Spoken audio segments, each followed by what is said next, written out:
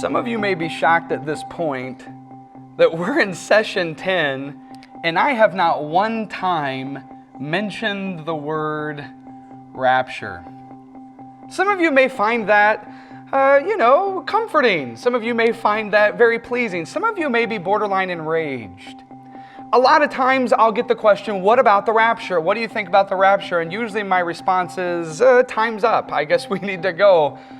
But since we're at videos, I can't do that because I know the time's not up because I can see the clock over to my left. So we'll deal with the rapture. And this is my basic answer. I'll give you my answer. I'll give you a couple seconds to get mad, and then I'll explain why my answer is what it is. Okay, here's my short answer.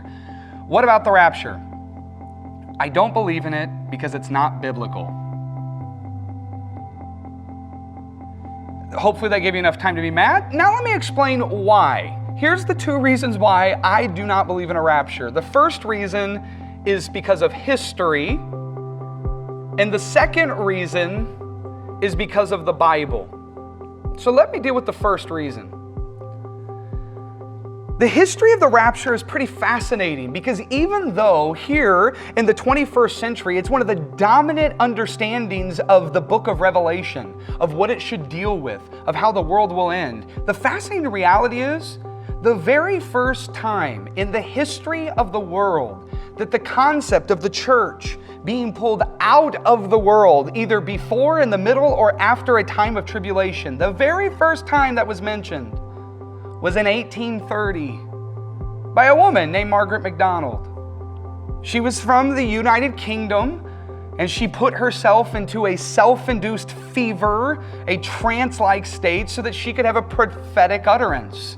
And in this trance, she ends up communicating the idea of the church being pulled out of the world as things were getting bad, as tribulation was beginning.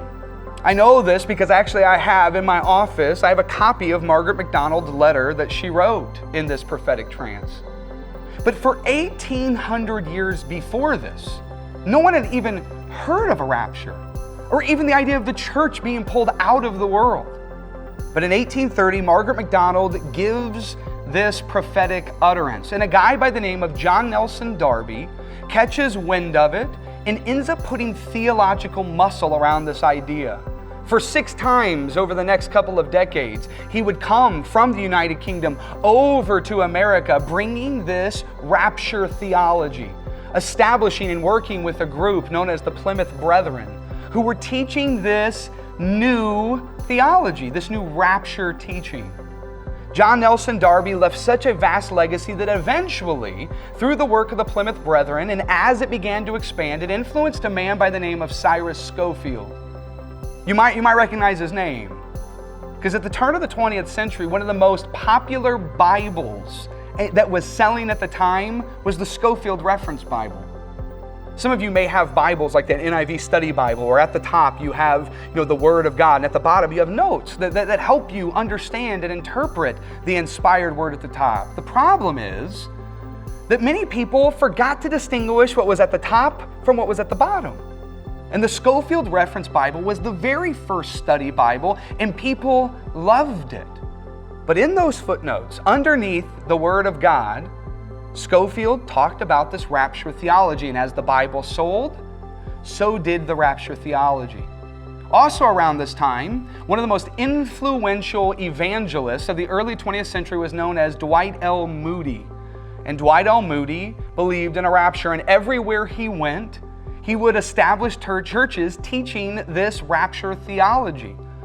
Eventually, it influenced a guy by the name of Billy Graham, who in the 1970s wrote a book called Approaching Hoofbeats, where he talks about this rapture theology. Now, I will say Billy Graham has recanted since then, but in the 1970s, if Dwight L. Moody is the best evangelist in the first half of the 20th century, Billy Graham's kind of hard to beat in the second half.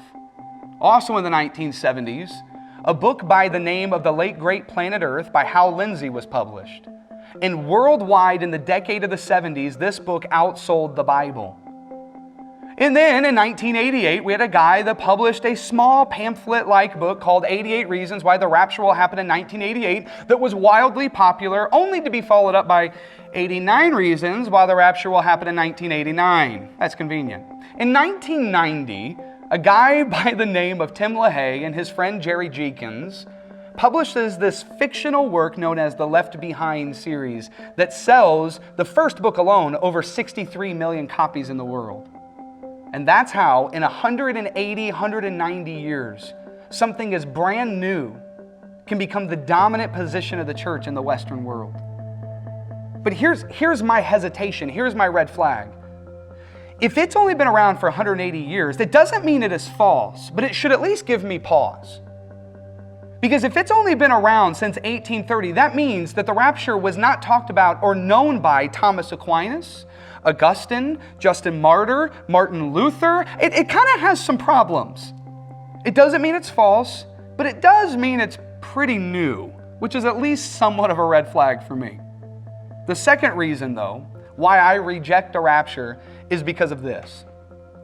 The Bible just doesn't teach a rapture theology. We're going to look at three major texts that every time you hear about the rapture, these three texts will be close at hand. Matter of fact, you've probably even heard of some of them. Matthew chapter 24 is the first one. Verse 40, you've probably definitely heard this. 2 men will be in the field. 1 will be taken, the other left. Rapture. 2 women will be grinding with a handmill. 1 will be taken, the other left. Rapture. You heard that one? Now here's the problem. It's probably going to shock you whenever I say this. My response back is, but shouldn't we read those 2 verses in context? Is that a shock? I told you I was going to say it like 100 times in these sessions. Context. Let's just read 4 verses before. Go back to verse 36. But about that day or hour, talking about the second coming, about that day or hour, no one knows. Not even the angels in heaven, nor the Son, but only the Father. Let me just stop right there and say this. This verse is what compels me a lot of times to go to churches and plead this one simple thing. Stop predicting.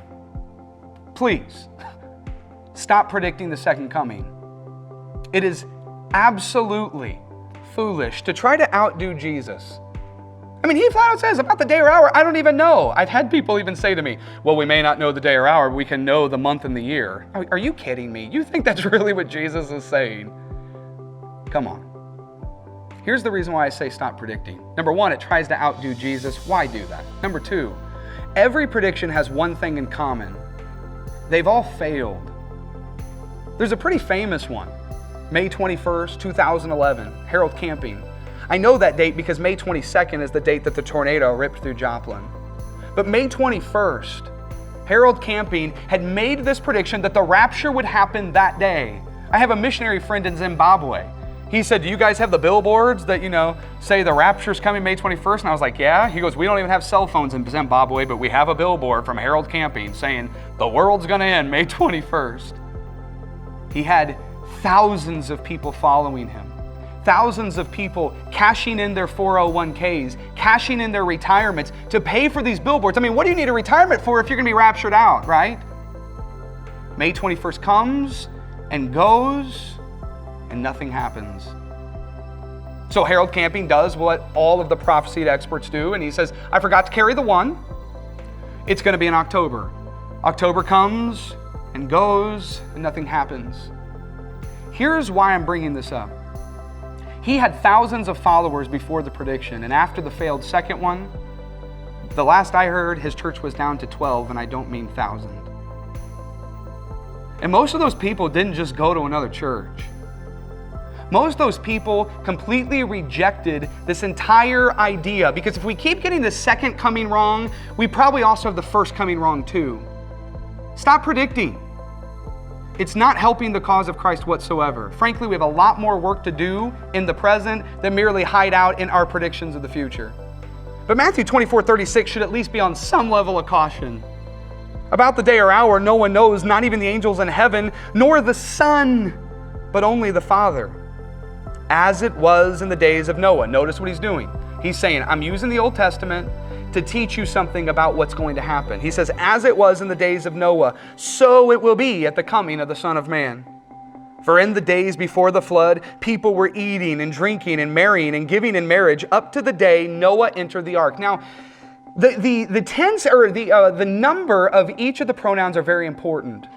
Here so far, when it's talking about people, that's plural. People were eating and drinking and marrying and giving in marriage up to the day Noah, singular, entered the ark. That's important for the context because of this next verse. And they knew nothing. Who's the they? The people that are outside the ark, that are eating and drinking and marrying and giving in marriage. They knew nothing about what would happen until the flood came and took them all away. Here's why this is important. In the days of Noah, the good people were put in the ark and the bad people were not. They were left out. And whenever the flood came and swept away the evil, the good people were left on the earth, right?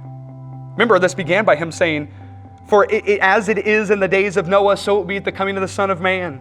For in the days before the flood, the people were eating and drinking and marrying and giving in marriage up till the day Noah entered the ark, and they knew nothing about what would happen until the flood came and took them all away. That is how it will be at the coming of the Son of Man. Did you hear that? That is how it will be at the coming of the Son of Man. What? That the evil will be swept away, but the good will stay. Then right after that, the evil swept away, the good stay, he says, 2 men will be in the field, one will be taken, the other left. Who's taken? Well, if it's like the days of Noah, the evil are taken and the good stay. 2 women will be grinding with a handmill, one will be taken, the other left. Who's taken? Well, if it's like the days of Noah, the evil are taken and the good stay. Here's one of my key problems with the rapture. They have the wrong people leaving. The good aren't taken out of the earth. The good stay. It's the evil that are pulled away. Read the verse in context. But hey, you take the Bible out of context, you can make the Bible say whatever you want. You leave it in context, and it might even challenge some things that you hold very near and dear.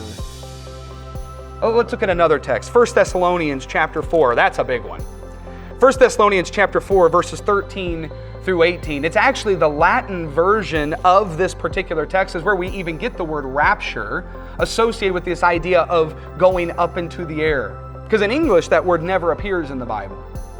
But chapter 4, verses 13 through 18 of 1 Thessalonians, we must keep it into the context of verse 18. Verse 18 says, therefore, whenever we come to that, I teach my students, whenever you see a therefore, you always need to ask, what is it there for? It's a climax, it's a conclusion. It's been building an argument that leads to this key point. Therefore, verse 18 says, encourage one another with these words. Whatever it is that he teaches in verses 13 through 17, it must be something that encourages the people of Thessalonica. We cannot take it away from the first century and throw it into the 21st century. It must be speaking to them at least first, because we're overhearing a conversation, remember. In verse 13, it says, brothers and sisters, we do not want you to be uninformed about those who sleep in death, so that you do not grieve like the rest of mankind who have no hope. Here's the context. The church in Thessalonica has Christians that are dying. Christians that are dying before the second coming. And the question is this, if they die before Jesus comes back, do they just miss out? Do they not get to go to heaven? What happens to them? And Paul says, whoa, we need to talk. He says, I want to talk to you so that you're not uninformed, so that you grieve like the rest of mankind who have no hope beyond the grave. He says, for we believe that Jesus died and rose again. And so we believe that God will bring with Jesus those who have fallen asleep in Him. Notice what he emphasized there. He says, I know you're worried about your loved ones that have died, but they're actually in a better position than you. Because when He comes back, He will come back with those that have fallen asleep in Him. According to the Lord's word, we tell you that we who are still alive, who are left until the coming of the Lord, will certainly not even precede those who have fallen asleep. You notice the emphasis? He's saying this, listen, your loved ones that have died, your loved ones that maybe even have taken a stand in the face of the Roman persecution and maybe even were killed themselves, We will not precede union with Jesus first. They will be there first. They're even in a better position than you. Verse 16, for the Lord himself will come down from heaven with a loud command, so much for a silent rapture, a loud command, with the voice of the archangel and with the trumpet call of God, and the dead in Christ will rise first. Your family is first. After that, we who are still alive and are left will be caught up together with them in the clouds to meet the Lord in the air. Oh, and that's where people say, rapture, I knew it. Okay, hold on. Let's keep it in context. If this is talking about an event that would happen 2,000 years away from the time of Thessalonica, from the time that Paul wrote this letter, how would it encourage them if they read this to each other? Remember verse 18. Encourage one another with these words. It must impact something that they're experiencing right then. If their loved ones have died and they're worried not only that those loved ones may miss out, but maybe they will never be reunited with them, all of a sudden you read it through that lens and verse 17 comes a lot more clear. After that, we who are still alive and are left will be caught up with them in the clouds to meet the Lord in the air. Let me tell you, they're not thinking of a rapture. They're thinking of hugging their loved ones that have died but are coming back with Jesus at the end of everything. As a matter of fact, the very next phrase says, and we will be with the Lord forever. It's not like we're going to go hang out for 7 years and then come back down. No. As a matter of fact, the Greek word apantesis is the word that we have for meet. And the word that we have for meet is a word that means when an emperor is coming into your city, you don't let him get all the way to the city gates before you go out and meet him. No. What you do is you go out way far beyond the city gates and you meet him and you join his parade as he comes all the way back to your city. That's the word that is used here. Paul is saying this. I know you're worried about your loved ones that have died, but I'm telling you, they're actually already with Christ right now. They're there first. But when he comes back, we won't even have to wait for him and them to get down here to earth. He will allow us to meet them in the air, to embrace them as we join the procession back down to earth, because we're still going to use this place. And in that context, verse 18 makes perfect sense. Therefore, encourage one another with these words. Become emboldened that you can lay your life down for the gospel, because if you do, you win. Like Jesus, you win. It's not about prediction. It's not about some future rapture. Matter of fact, the very next verse in chapter 5, brothers and sisters, about times and dates we don't need to write to you, for you know very well that the day of the Lord will come like a thief in the night. That's the very next verse. Times and dates? I mean, listen, it's kind of one of those things where we're trying to predict the rapture. Here's what's weird about it. Why is it that the concept of Jesus' second coming is always referred to as a thief coming in the night? Can you predict how a thief, or when a thief's going to come? I mean, can you predict when a thief is going to come and break into your home? No, you can't predict it. It happens unexpectedly. There are no signs. There's nothing you can do to predict it, but you can prepare and be ready for it. That's the emphasis of this text, and frankly, even Matthew 24. Matthew 24 ends at the end of 24 and into 25 with four parables that say this. You don't know when he's coming, so stink and be ready. You have no idea when he's coming. So quit trying to predict. Just be ready so that when he finds you being faithful. Prediction gets us off the hook. Prediction obscures what it is the message is trying to say. The problem is the rapture is not to be predicted, but the rapture itself is not even testified in history or in the Bible. Let me give you one last passage. A guy by the name of M.R. Dahan says Revelation chapter 4:1 is the most clear reference in the entire Bible to the rapture. And my response to him is, that's my problem. That's my problem. Listen, this is their rapture passage. After this, I looked, and there before me was a door standing open in heaven. And the voice I had first heard, who is the I here, by the way? It's John. How do I know? Revelation 1:9, I, John. And the voice I had first heard speaking to me like a trumpet said, come up here, and I will show you what must take place after this. Did you hear the rapture? I'm supposed to believe that the come up here that Jesus spoke to John is actually the church leaving the earth and going to heaven. problem is I would have to ignore pronouns. I would have to ignore the commands. I'd have to ignore the experience. I'd have to take it out of the first century into the 21st century. I'd have to ignore the context. Listen, you pull the Bible out of context, you can make it say whatever you want. But you leave it in context and it's saying something a lot bigger. As a matter of fact, whenever I read John 17, which is Jesus' prayer right before he dies and resurrects, in John 17, verse 15, Jesus specifically says, "My prayer is not that you take them out of this world, but that you protect them from the evil one." I mean, if the church is really the hope of the world, how does it make any sense that whenever things get bad, you take the good news away? The church always shines whenever people are in the most distress, because we serve a wounded healer. We serve someone that knows what it's like to be in the darkness, to be in the suffering, to be in the pain, to feel alone. And if a tribulation was in the future, that would be the time when the church would shine the brightest. Why take us out before then? One of the other reasons why I think that this exploded over the past 180 years, especially in the Western world, especially in America, is because it turns into a theology that kind of serves us. I mean, who wants to go through suffering? Who wants to go through pain, especially for your enemies? It's pretty convenient to say that before things get bad, the church will be taken out. But how do I say that the tribulation is still yet to come, that the rapture will happen right before a future tribulation? How do I say the tribulation is not here with a straight face to the underground church of China?